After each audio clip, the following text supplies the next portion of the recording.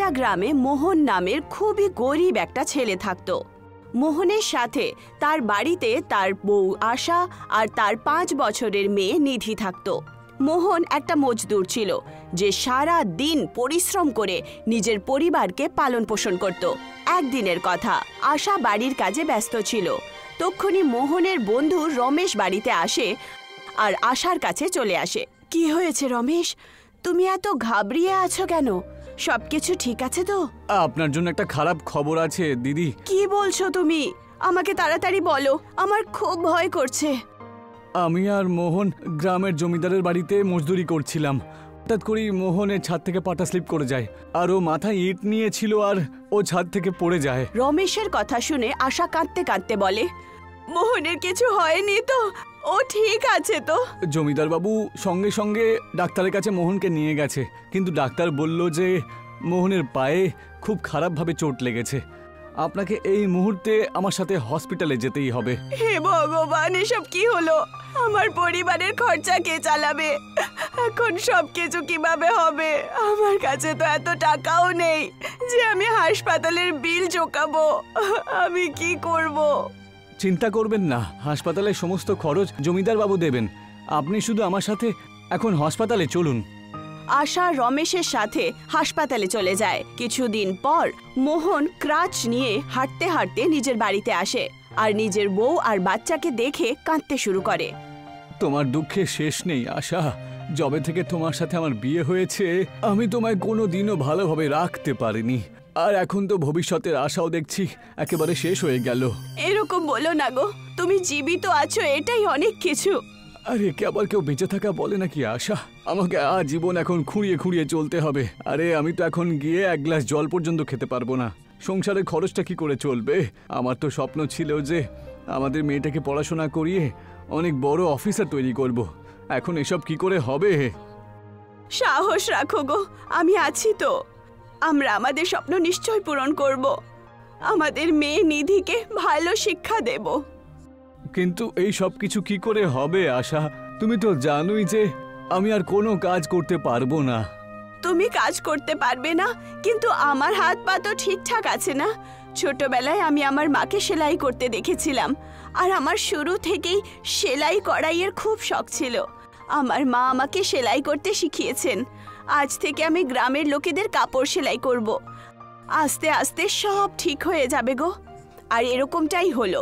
সেই দিনের পর থেকে আশা গ্রামের লোকেদের কাপড় সেলাই করত আর নিজের পরিবারের পালন পোষণ করতে থাকতো। সময় এইভাবেই কাটতে থাকলো। আশা নিধির সরকারি বিদ্যালয়ে অ্যাডমিশন করিয়ে দিল।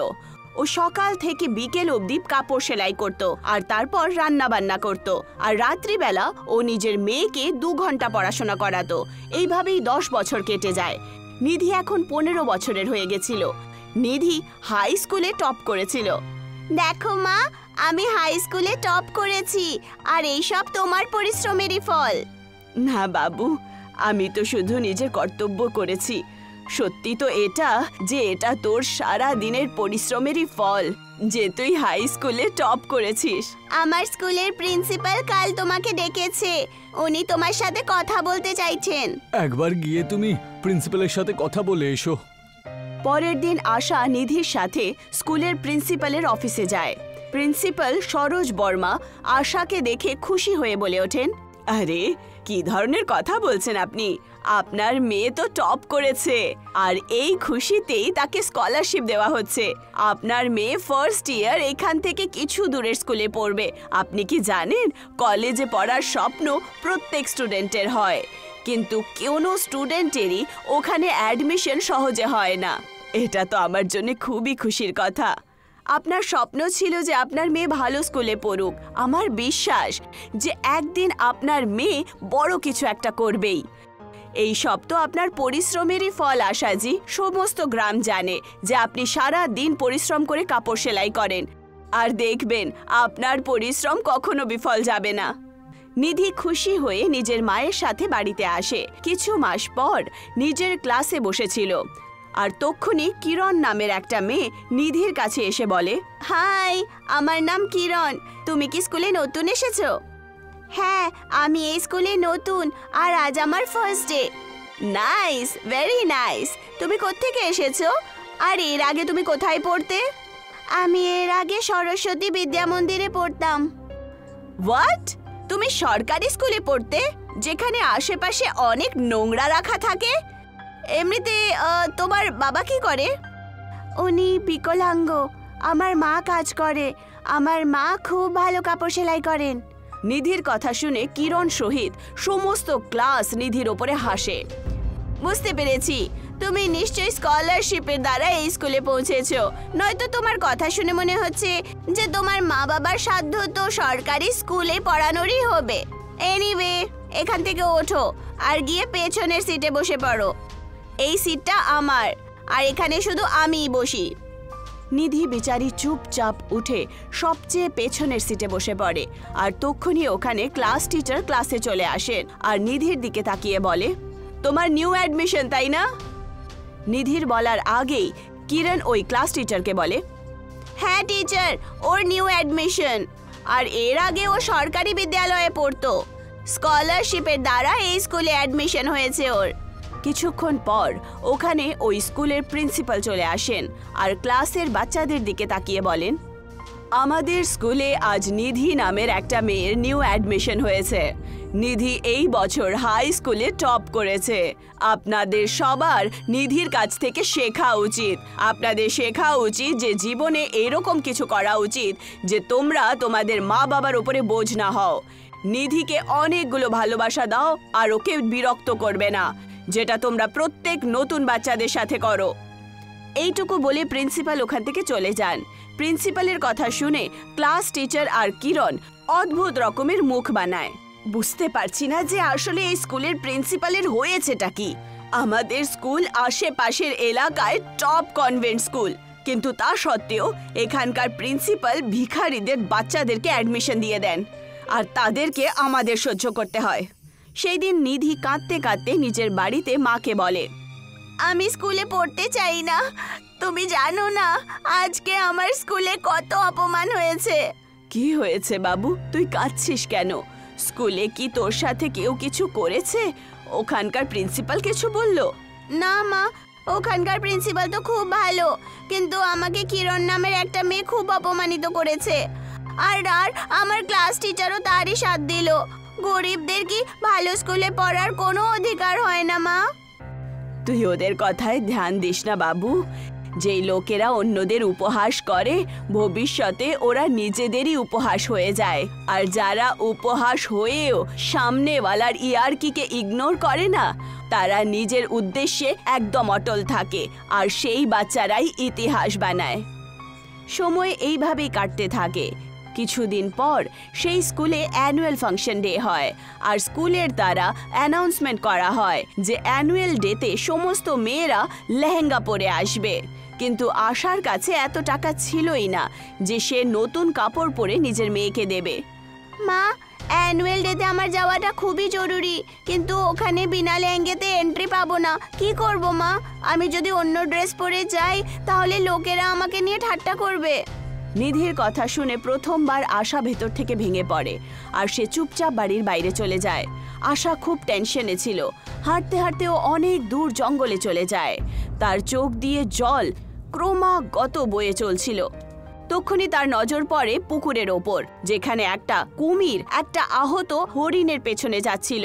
নিজের প্রাণের পরোয়া না করে সে কুমিরের কাছে চলে যায় আর বড় একটা লাঠি তুলে সেই কুমিরটাকে তাড়াতে শুরু করে দেয়। কিছুক্ষণের মধ্যেই কুমির আবার জলের ভেতরে চলে যায়। হঠাৎ করে সেই হরিণ আশার দিকে তাকিয়ে বলে, তুমি আমার প্রাণ রক্ষা করেছো। তুমি সত্যিই খুব ভালো মানুষ, কিন্তু ভালো মানুষ এই সংসারে খুবই কম দেখা যায়। হরিণকে কথা বলতে দেখে আশা প্রচন্ডভাবে ঘাবড়িয়ে যায়। তুমি তো হরিণ, তুমি মানুষের ভাষায় কথা কি করে বলছো? আমি হলাম এক জাদুকর হরিণ। তুমি আমাকে হেল্প করেছো, এবার আমি তোমাকে হেল্প করব। আমি আমার জাদু শক্তির সাহায্যে তোমার ভূতকাল সব দেখে নিয়েছি। আমি জানি তুমি এত চিন্তিত কেন রয়েছো। যখন তুমি জানোই তাহলে বলো যে আমি কি করি। সত্যি তো এটা যে আমি আজ ভেতর থেকে প্রচন্ডভাবে ভেঙে গেছি। তুমি একজন খুবই সাহসী মহিলা, তাই তুমি ভয় পেও না। ওই যে সামনে গাছটা রয়েছে না, ওর নিচে একটা জাদুর কাগজ পড়ে রয়েছে। ওই কাগজটা দিয়ে তোমার মেয়ের জন্য নিজের হাতে একটা লেহেঙ্গা সেলাই করে দিও, তোমার জীবন পাল্টে যাবে। এইটুকু বলে সেই হরিণ ওখান থেকে উধাও হয়ে যায়। আশা দেখতে পায় যে একটা গাছের নিচে অনেক সুন্দর রঙের একটা কাগজ পড়ে আছে, যেটা কোনো অ্যাঙ্গেল থেকে কাগজই লাগছিল না। আশা সঙ্গে সঙ্গে সেই জাদুই কাগজটা নিয়ে বাড়িতে চলে আসে, আর সারা রাতে সে নিজের মেয়ের জন্য খুবই সুন্দর একটা লেহেঙ্গা বানায়। মা, তুমি তো খুব সুন্দর লেহেঙ্গা বানিয়েছো। তুমি এই কাপড় কোথায় পেলে, যেটা একদম কাগজের মতো মনে হচ্ছে? নিধি, এটা কাগজই। এখন এর আগে তুমি কিচ্ছু জিজ্ঞাসা করো না, যা নিজের অ্যানুয়াল ফাংশন ডের তৈরি কর। আমি আশা করি যে এই বছরের বেস্ট স্টুডেন্টের অ্যাওয়ার্ড তুইই পাবি। আশা সেই লেহেঙ্গা পরে নিজের স্কুলে চলে যায়। তার লেহেঙ্গা দেখে কিরণ আর তার ক্লাস টিচার উপহাস করার মতো দেখতে শুরু করে। এই ভিখারির লেহেঙ্গা তো কাগজের তৈরি মনে হচ্ছে। যদি আপনি বলেন তাহলে আমি এই কাগজের লেহেঙ্গাটা জলে ভিজিয়ে দিচ্ছি। যাই করবে খুব মন দিয়ে করো কিরণ, কারণ নিধি এই স্কুলের প্রিন্সিপালের খুব প্রিয়, কিন্তু যদি উনি জানতে পারেন তাহলে এতে কিন্তু আমি তোমার সাথ দেব না। তার চিন্তা আপনি করবেন না ম্যাম। কিছুক্ষণ পর প্রিন্সিপাল নিধির নাম স্টেজে অ্যানাউন্স করেন, কিন্তু নিধি জানতোই না যে কিরণ মঞ্চের ভেতরে একটা পর্দার পেছনে লুকিয়ে আছে। নিধি যেই মাত্র মঞ্চে পৌঁছায়, কিরণ পর্দার পেছন থেকে তার লেহেঙ্গার ওপরে জল ফেলে দেয়। লেহেঙ্গাতে জল পড়া মাত্রই হঠাৎ করে লেহেঙ্গা দেখতে দেখতেই হীরের লেহেঙ্গাতে পরিবর্তিত হয়। সামনে বসে থাকা সবাই ছানা বড়া চোখে সেই হীরের সুন্দর লেহেঙ্গা দেখতে শুরু করে। তোমার লেহেঙ্গা তো খুবই সুন্দর মনে হচ্ছে। বিশ্বাস করো, আমি এত সুন্দর লেহেঙ্গা নিজের জীবনে কখনো দেখিনি। এই বছরের বেস্ট স্টুডেন্ট অফ দ্য ইয়ারের অ্যাওয়ার্ড তুমিই পাবে। নিধি, এই নাও নিজের অ্যাওয়ার্ড। নিধি নিজের লেহেঙ্গা দেখে খুবই আশ্চর্য হলো, কিন্তু সে নিজের ভাবনা সবার সামনে দেখালো না। তক্ষুনি একটা খুবই সুন্দরী মেয়ে নিধির সামনে চলে আসে। হ্যালো, আমার নাম সৌম্যা। আমি মুম্বাইয়ে খুব বড় fashion designer. Best student of the ইয়ারের অ্যাওয়ার্ডের জন্য তোমাকে অনেক অনেক কংগ্রাচুলেশনস। Thank you ma'am. এই লেহেঙ্গাটা খুবই সুন্দর। তুমি এই লেহেঙ্গা কোত্থেকে কিনেছো? এই লেহেঙ্গাটা আমার মা সেলাই করে দিয়েছে। তাহলে তো এটা সেলাই করতে অনেক সময় লেগেছে, তাই না? না, উনি এক রাতেই লেহেঙ্গা সেলাই করে দিয়েছেন। হোয়াট? ইম্পসিবল। এটা কি করে হতে পারে? যদি এরকম হয় তাহলে তোমার মা তো খুব বেশি ট্যালেন্টেড, আর ওনাকে এখানে নয় বরং অন্য কোথাও হওয়া উচিত। তুমি কি তোমার মায়ের সাথে আমাকে দেখা করাবে? এটা কি জিজ্ঞেস করার কথা? নিধি সৌম্যার সাথে কারে বসে নিজের মায়ের বাড়িতে যায়। হ্যালো, আমার নাম সৌম্যা। এই লেহেঙ্গাটা আপনিই তৈরি করেছেন? আশা সেই লেহেঙ্গাটা দেখে আশ্চর্য হয়ে যায়, কিন্তু সে সৌম্যার সামনে কিছু বলতেই পারে না। হ্যাঁ, এই লেহেঙ্গাটা আমিই বানিয়েছিলাম। আপনার লেহেঙ্গার কাপড় খুবই ভালো। যদি আমি আপনার কাছে আরও এই ধরনের লেহেঙ্গা বানাতে বলি তাহলে আপনি কি তৈরি করতে পারবেন? হ্যাঁ হ্যাঁ, কেন না, একদম তৈরি করতে পারবো। সৌম্যা 50 লাখ টাকার চেক আশাকে দিয়ে দেয় আর বলে, এই নিন 50 লাখের চেক, আর আজকের পর থেকে এই ধরনের লেহেঙ্গা আপনি আমাকেই বানিয়ে দেবেন। আবার দেখা হবে, আমি এখন আসছি। এইটুকু বলে সৌম্যা ওখান থেকে চলে যায়। এইসব কি করে হলো বাবু? আমি তো কাগজের লেহেঙ্গা বানিয়েছিলাম। জানি না মা, হঠাৎ করে আমার ওপরে কেউ জল ফেললো আর এই কাগজের লেহেঙ্গা হিরেতে পরিবর্তিত হয়ে গেল। এখন আমি কি করব? সৌম্যার কাছে তো আমি কিছু বলতেই পারলাম না। এটা তো 50 লাখ টাকার চেক, আমাকে এটা ফেরত দিতেই হবে। তক্ষুনি হঠাৎ করে আশার দরজায় কেউ ধাক্কা মারে। আশা নিধিকে নিয়ে বাইরে চলে আসে। একটা সুন্দর যুবক আশার সামনে দাঁড়িয়েছিল। সেই সুন্দর যুবককে দেখে আশা তাকে বলে, আপনি কে? আপনি আমাকে চিনতে পারেননি। গতবার তো আপনি আমাকে হরিণ রূপে দেখেছিলেন, এবার তো নিশ্চয়ই বুঝতে পেরে গেছেন যে আমি আসলে কে। আসলে আমি আপনাকে এটা বলতে এসেছি যে আপনি লেহেঙ্গার সামান্য একটু কাপড় কেটে ওর উপরে জল দিয়ে দিন। তারপর দেখতে দেখতে এই কাপড়টা অনেক বড় হয়ে যাবে, আর তারপরে আপনি কাপড়ের লেহেঙ্গা সেলাই করতে থাকবেন, আর সেটা সেলাই করার পরে তার উপর আবার আপনি জল দেবেন। ওই কাগজের লেহেঙ্গাটা হীরের লেহেঙ্গায় পরিবর্তন হয়ে যাবে। আমি আপনাকে বলেছিলাম না, আপনার জীবন এবার পাল্টে যাবে। এইটুকু বলে সেই ব্যক্তি ওখান থেকে চলে যায়। আশা তার বলা অনুযায়ী ঠিক সেরকমই করলো। দেখতে দেখতেই আশা সৌম্যার সমস্ত অর্ডার পুরো করে দেয় আর আশার নাম টপ ফ্যাশন ডিজাইনারে চলে আসে। আজ আশার ফ্যাক্টরিতে অনেকজন কাজ করে আর আশা আজও সেই জাদুই কাপড় ব্যবহার করে।